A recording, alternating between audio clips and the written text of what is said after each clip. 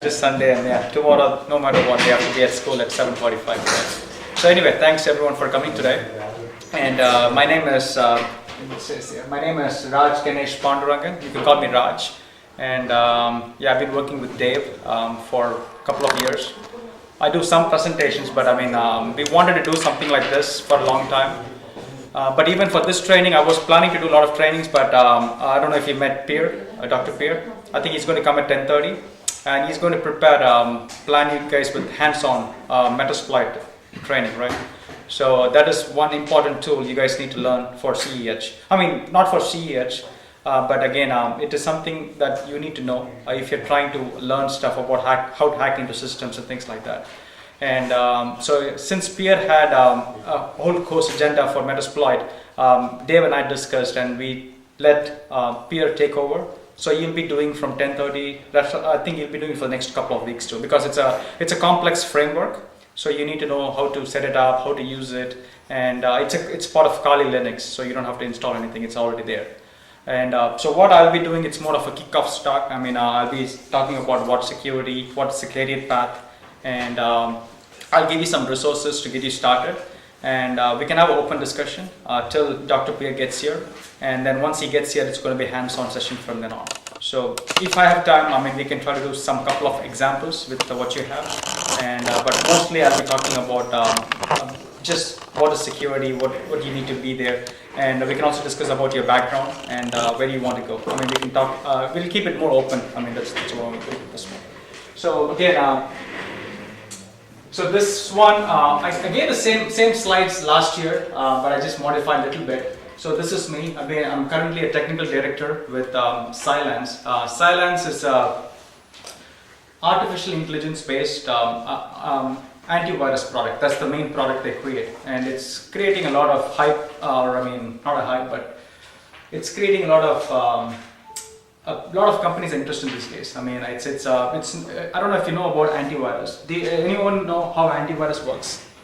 It has an attack signature, like regular expressions, where it looks for a certain pattern, and based on that, it's trying to. Okay, so that's a good answer, right? I mean, but basically, whenever there's a malware or any virus, if you create a hash or a MTP, they call it a SHA hash or something like that. If you create that, it'll have a unique signature. And all these antiviruses, when you see the antivirus always updates, right? I mean, it always pulls the updates. So whenever the new virus comes out on the play, they calculate the hash and they push it to the virus. So that's how your AV knows, okay, this is a malware trying to run, it will try to stop it, right? But over the years, some AVs like Norton, McAfee, they became a little smart. It has some intelligence. It doesn't just look at the hashes, but it does other things too to find viruses and malware, okay?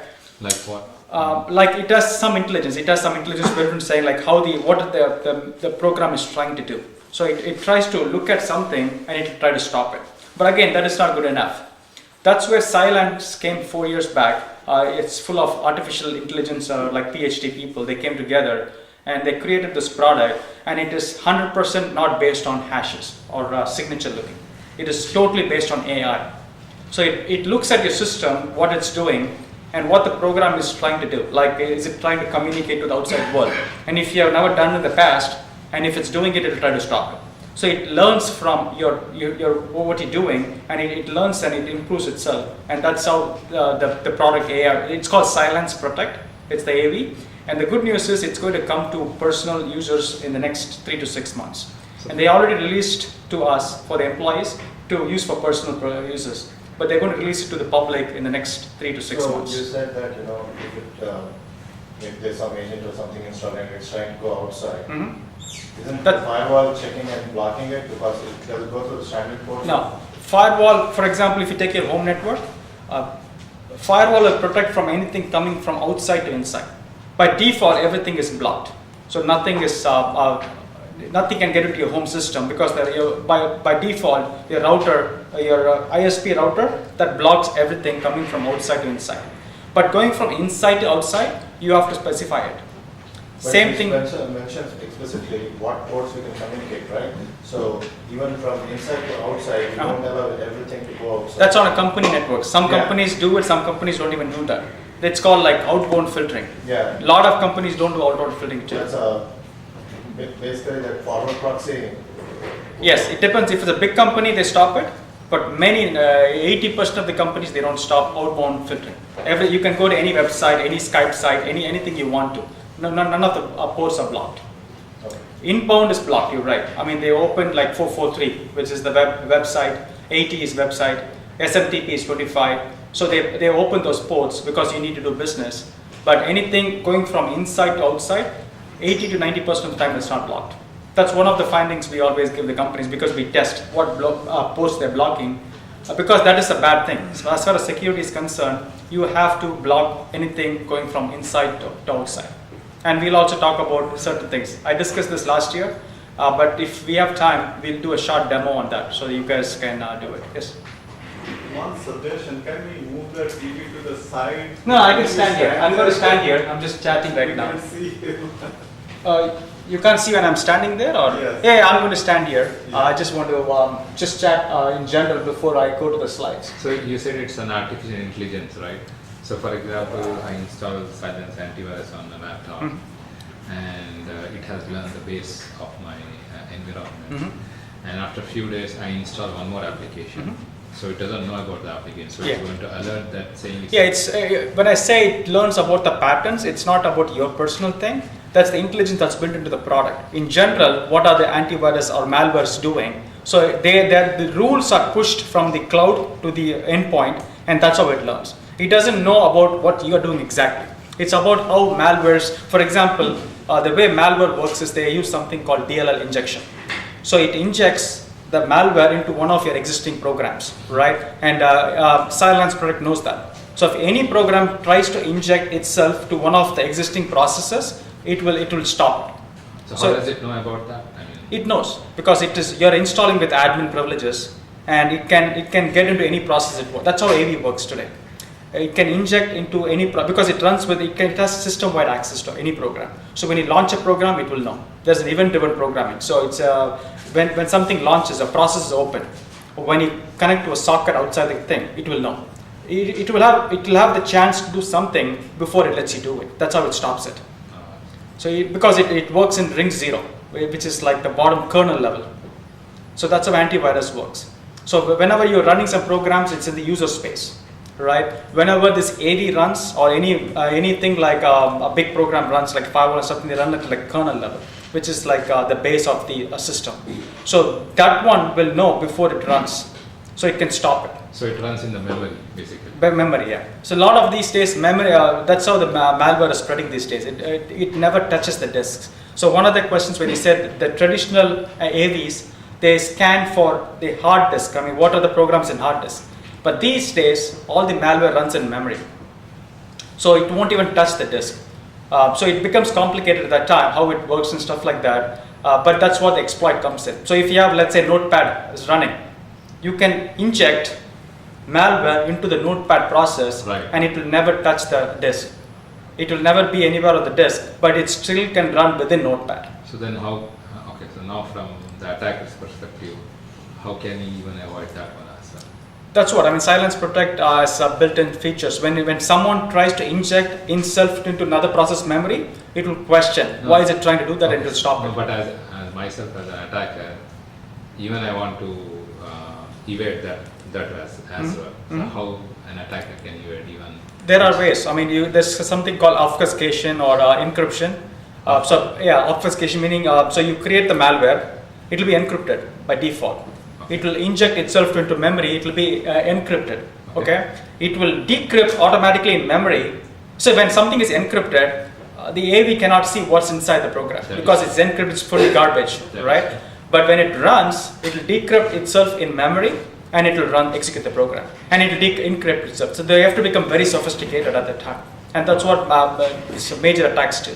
We're talking about like this government level hacking, China or Russia or India attacking US or US attacking China or something like that. So they create very sophisticated programs which can do that.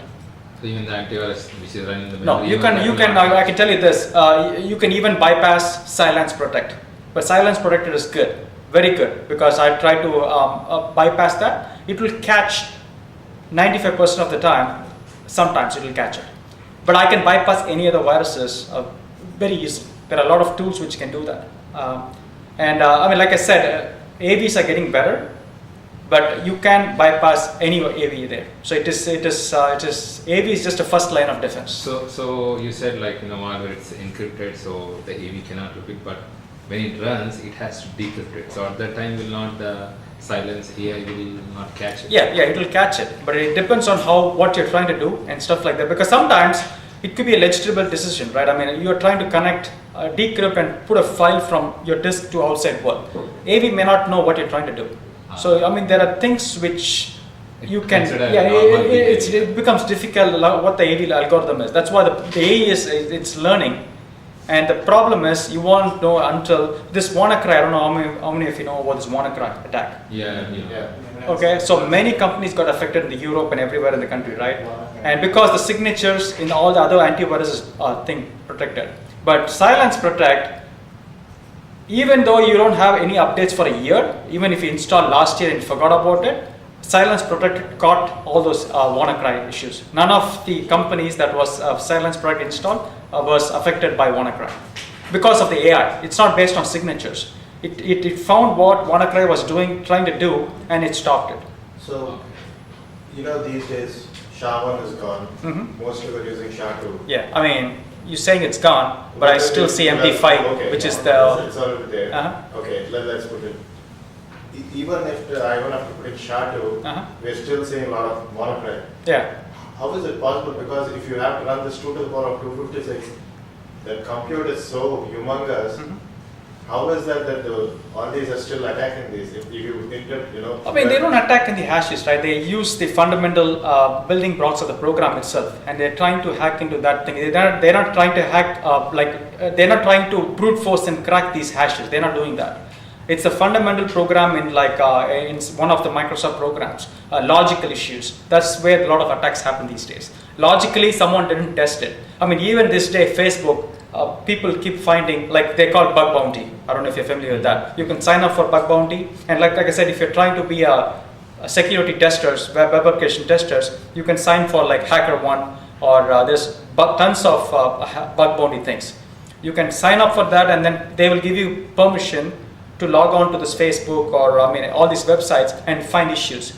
If you find an issue, you can get like $5,000, $3,000. A lot of people are getting naked. That's the carrier. That's what they do. They just sign up. I know a lot of people from India do that too. They're very smart. That's all they do. I mean, for India, if you think about it, in 3-4 days, they find one issue, they get $3,000, $4,000. So all they have to find is like 2-3 issues a month. I mean, they're good as far as conversion rate is concerned, right? I mean, they may need to make $1 lakh or 2 lakhs from India, and they're making good living.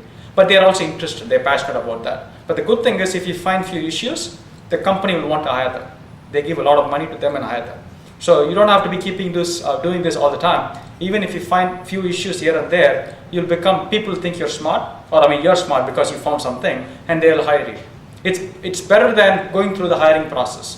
So, right, people lie on the resumes all the time, or that's not accurate. But doing this is the best way. If you want to get into security, if you have spare time, sign up, try to find some issues. I've done Satish taught you about SQL injection, and things like that, right? But I can tell you that, it used to be a lot easier 4 or 5 years back. These days, SQL injection is not, cross-site scripting is not that easy. The reason for that is .NET or Java framework, Spring framework, they have built-in support for protecting most of the issues at the baseline. But the problem is you have to upgrade your Java framework. Exactly, upgrade. Most of the applications, are so redundant that we end up not even touching upgrading those frameworks. Exactly. There's other issues like, I don't know if you talked about cross-site request Trojan. Did you go into that thing? No. Not much. Okay, that's an advanced thing, right? That's more of a logic issue. So these days, you're attacking more of a logic, business logic, and how you can hack into the system. So you're going in different level, right? So, you need to know cross-site scripting, you need to know what is SQL injection, you need to know what is request redirection, things like that. But how you can use those things to attack a company, right? That's what matters these days. And like I said, it's not easy. Those days it used to be PHP all the time, all these open source products. With .NET, with Spring, it's not easy to attack anymore. You have to go above and beyond, but you have to start. Before you can run, you have to walk. It's like that. You need to know the basics. Then only you can go to the advanced techniques. Again, these days, you cannot separate web application from network. So if you want to become into security, you need to know the basics of that, you need to know basics of networking, because everything plays a part in it, right? Attacking is easy. Defending is hard, because all you need is one entry point to get into any company network, right? But defending, I mean, you have to deal with firewall, applications, deployment, and all sorts of different nonsense. I mean, it's not easy stuff. And also, all these days, I mean, that's one of the issues. At home or any in companies, I'm pretty sure there are developers here, right? How many developers here? Software developers? Just one person, okay. Okay, system admins, or how many system admins do we have? Okay. So you have, do you use like Linux or Windows mostly? Red Hat, Linux. Red Hat, okay. I mean, you have admin. I mean, Linux is good because by default you log in as a standard user and then you escalate like a sudo or something like that. You escalate, right? Windows, people log in as an admin all the time. Developers log in. Who was the developer here, right? I mean, do you have local admin rights on your machine? Yeah, but these days they made it so hard, like every time. That's because of people like us, because we go and tell them not to do that. Yeah. I have to request admin privileges. Uh-huh. They give for 1 hour, Uh-huh. and then it goes away. Which company do you work for? Raytheon. Okay, Raytheon. I mean, that is a different case because that is a secure company. But companies like that, what is it? We use CyberArk. CyberArk is a good thing. People use that too. But the reason for that happening is because of external pen testers like us. We go there, tell the client because of the risks. If everyone has local admin, it's easy to hack any company. I can come in there, sit in a network, and I can go to like a domain admin level within like 2 hours. So they don't allow you to download apps? Yeah, since 1 year or 2 years. So if I have to install, I have to go to a page and request for admin access, and they give you a password, temporary password, that works only for 1 hour. And then you If I have to do it again, I have to request one more time again. And then you need to get the approvals. No. I have to write a reason. I have to install Java, do this. It's not automated. The form automatically goes to a CDM manager. Okay. Yeah, there are a lot of tools these days where it'll prompt and say you're trying to access something, and it'll send a code. Then sometimes it's automated. It'll send a code back to you, and that code will be valid for like 1 or 2 hours, like you said. Or sometimes a manager has to come and type in his password to give you approval for a couple of hours. So it's becoming hard, but again, his company is an exception. Raytheon is a big company. Not many companies has that feature yet. All the developers have local admin. I mean, let's think about how many, everyone has a Windows machine at home. How many of you are running as a standard user? Anyone here? Look, I can tell you this, if you just go to like users in Windows 10 or Windows 7, create a standard user. You can create a new user, create a standard user. You can eliminate 95% of the issues. You won't be affected by antivirus, viruses or malwares. In fact, I will go up to even 99%, because think about it. If you have standard privileges, the tools, the malware cannot install on any of the machines, right? Let's say you're browsing to a website. Okay, any website, I don't care what you go to. Malware is there. I mean, if you go to some bad sites, malware will download automatically. If you have admin privileges, it will install automatically. That's how you won't even know that it's been installed. But if you have standard user privileges, there is no way for the malware to install. Okay, that's it. I mean, that will protect your mission for a long time. Mm-hmm. So if you do that, even for your kids' mission, you're safe. I mean, don't give kids admin privileges. They don't need. They go to different sites. Right, I mean that's the security risk. So if you even go to a Windows machine or Mac, create a standard user. Do not give admin user privileges, including yourself. If you want to install something, you can right-click, give your admin password, install the program. That's it. So you can just work with standard user. You don't need admin privileges these days. It used to be the luxury long time back, but these days there's no reason for you to run with admin privileges. So I don't know if you remember. I mean, Windows even changed a little bit. If you run something, it will have a prompt saying, hey, do you want to run this program? Even if you're admin, it will still prompt, right? That is the protection they give. But many times, you just say yes, correct? I mean, that is the risk, right? Similarly, another is along those same lines. Let's say SSL certificate issues. You go to a website. How many of you have seen saying, hey, the certificate is not valid, it will prompt something, and you always click yes, right? If you know for sure that certificate is valid, it's okay to do that. But let's say if you go to Starbucks or airport and you do that, and if you go to facebook.com, you get a prompt like that. And if you click on that, it means someone is trying to do a man-in-the-middle attack. They can sniff your password and log in and password when you do that. I see. So whenever if you're in a public location, when you see some SSL certificate issue which is not valid, do not go for it. I mean, that's another tip I can give you. Same thing for kids, you can train your kids. How would you know, how the kids know that what is valid certificate? Because if you go to facebook.com, you should go to facebook.com. You shouldn't get something like a screen saying, hey, the certificate does not match, something like that. You will see that. Let me see if I can find But it. the new antiviruses, the ones, they have the capability to do a safe browsing. So they actually... Yeah, how many of you do? Yeah, no one does Yeah. safe browsing. Yeah, no one does safe browsing. But yeah, the thing is, it's just learning, right? I mean, no one knows it. I mean, if you don't know, your kids are not going to know. I mean, No, if but you... you can allow it to inspect that URL, right? So it gives you a green or a red check. It does, but again, it's not foolproof. It depends on the browser, who's using what browser, and it depends on the version numbers. And yeah, it is not easy to detect. So it is better to, if you're not sure about the website is secure or not, do not click on it. I mean, that's bottom line. So that's another thing. So run with 2 tips if you want to take from here as a general security measure. Run as local admin. I mean, don't run as local admin, and security SSL certificate is a good thing. The second thing is, I mean, these are general tips, right? When you're in mobile phone, Android or iPhone. iPhone is pretty good, but Android, I mean, you can download a lot of free apps. Whenever you install the app, it asks for permissions. What are the permissions? You don't realize, like if you give that, there's a location, there's camera access, there's SD storage. If it lists everything in that permission thing, let's say you're downloading a free app because you like the app, and a lot of the free apps are there, right? If you click on OK, and if it's asking for all the permissions, and if you're clicking on OK, what you don't know is you're giving permission to the app owners to dig into your photos, take everything. They can know every minute where you are at any time. It's true for kids too. And what you don't know is they also sell that information to third party. Though they say that it's privacy and stuff like that, they could sell it potentially. Or they could be breached and someone can steal the data. So that's why you got to be careful about free apps, like what permissions you give to the free apps. Android is getting better, but still it a lot of issues. So think about those things. I mean, when you make a phone call, your carrier, they're not using it against you, but they know where you are all the time. All right? They know where you go eat. They have all the information because they know the location based on your cell phone. How many of you don't have a cell phone today?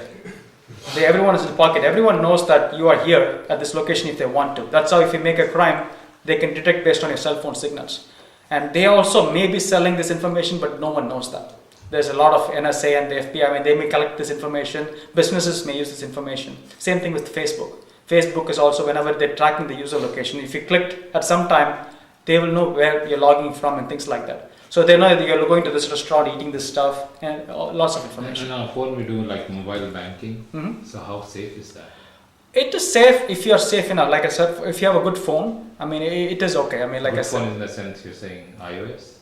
iOS is secure by default. But like if you jailbroke your phone and work on it, that's bad. But by default, iPhone is better than Android security. No, Because- but if you use the public Wi-Fi, even though it's TLS, it's encrypted, still you're vulnerable. Right. If you're doing Yeah, but it it's hard to detect like whether the packets go through Wi-Fi or 3G, 4G, right? It's hard to know. So yeah, if you're on a public Wi-Fi, do not go to like sites like that. But if you're using an app, it will use the best location. So it's hard to say, but yeah, use your best judgment. Don't go to bank when you're connected to Starbucks Wi-Fi, right? Things like that. Do you have to install antivirus even on the mobile? Yes, I mean, but if you're careful, I'm okay with it. But a lot of companies do that because they don't want you to jailbreak the phone or something like that. That's the reason they install AV. But also they want to make sure, one of the reasons they install that is to make sure their emails are encrypted too. Like you have all your office emails on the phone. So even if you get lost, that's the reason they install those, the AV and stuff like that. They usually have the containers, the Citrix containers. Yeah, exactly. So they can remotely wipe your network like Yeah. AirWatch or something like that. They can remotely wipe. That's the reason they install those things. For personal use, yeah, I mean, it's up to you. Just use your best judgment and then do not. And our personal laptop which we use for banking and all that kind of. That is okay. Like I personal said, if you've been using it as a local admin all the time, and if you don't know if there's a malware on your system, then people can use like key log strokers, right? I mean, key loggers and stuff. They call it key loggers. They can log your every keystroke and they can use it. They're getting very sophisticated. They won't even tell you it's there. And that's how if you go to like a lot of password breached websites, your password may be there. I will show you one website. I don't know if you've seen that before. And which antivirus you recommend? Silence? Me? For Mac, I don't use any. They have silence protector. This is my company laptop, which I'm not supposed to be using. But yeah, I use this all the time. And any antivirus do you recommend? I mean, Which like I is good. said, silence protector is good.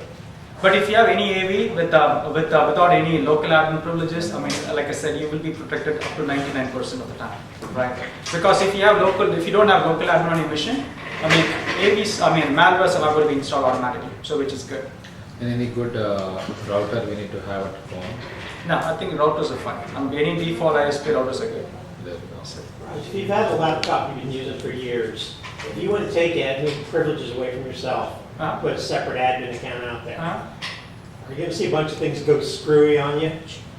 it does, yeah. I mean, but yeah, you got to. If you've got everything already installed, should you theoretically be okay? You theoretically should be. I mean, once you install, admin is required just to install the program. But once you install the program, it will ask you whether it's for all users or just for the admin user. Right. If you say admin user, then yeah, it won't run on any other user. So Windows, for example, if you run as an admin, it will ask you the question: do you want for all users or just for admin? Okay. So if you do all users, anyone in the program should be able to use Microsoft Word or Flash or anything like that. So it's like that. I don't know how many of you have been. I mean, you can go right now to this. Let's see. So one more, you have GAC Java. What is that certification is from? That is from SANS. So it is a Java secure. I mean, these days I'm not focusing any programming related stuff, but I got this like a couple of years back.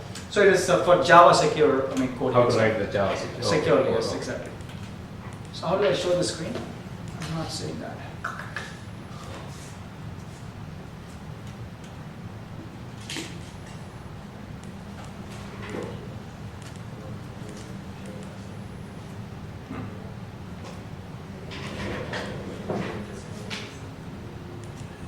Okay, cool. I don't know if everyone has Wi-Fi access, right? I mean, you can go to this website and type your any personal email and see if it's been breached or been involved in one of the breaches. You can test that. There are a lot of websites like this, but this will tell you like whether your password was in one of the breaches. Let me know how many of you find your username or email IDs in any of these sites. So for example, let's say you use your email IDs in some other LinkedIn website. LinkedIn was breached one time.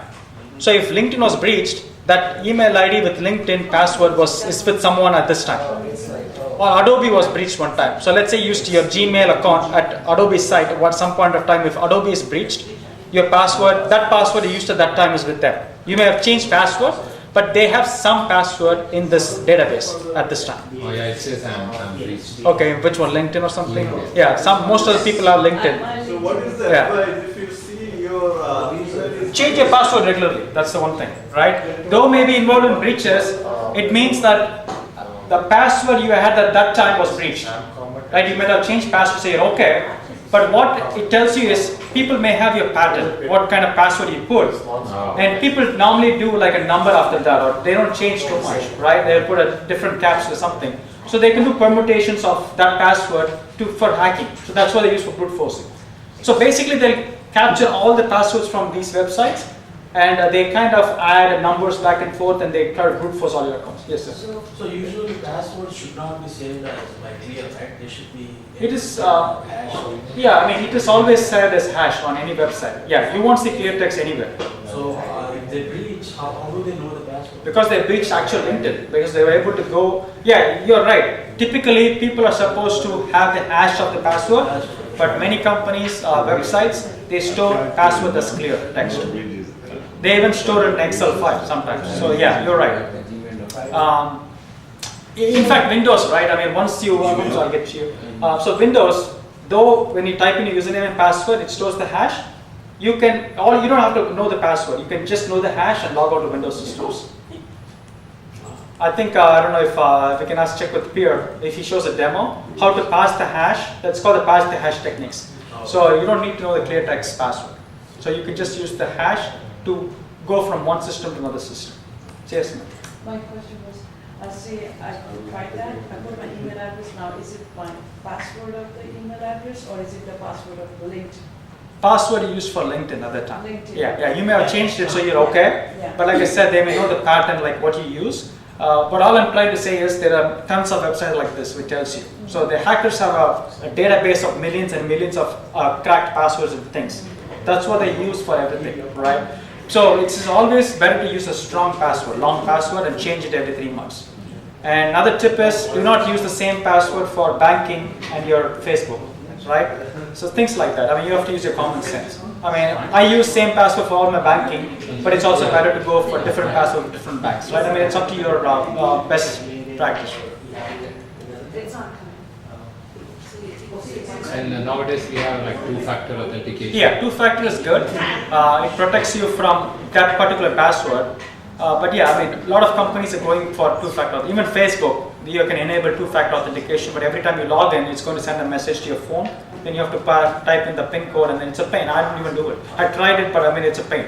But it's the best idea for banks. When you asked about banking security, if your bank supports, and it should, most likely, if not change your bank, go for two-factor on your banks. But I heard like like the hackers, since the soft token comes from phone, even they will hack you. But I mean, there's a less chance, right? I mean, say you have your password which you remember.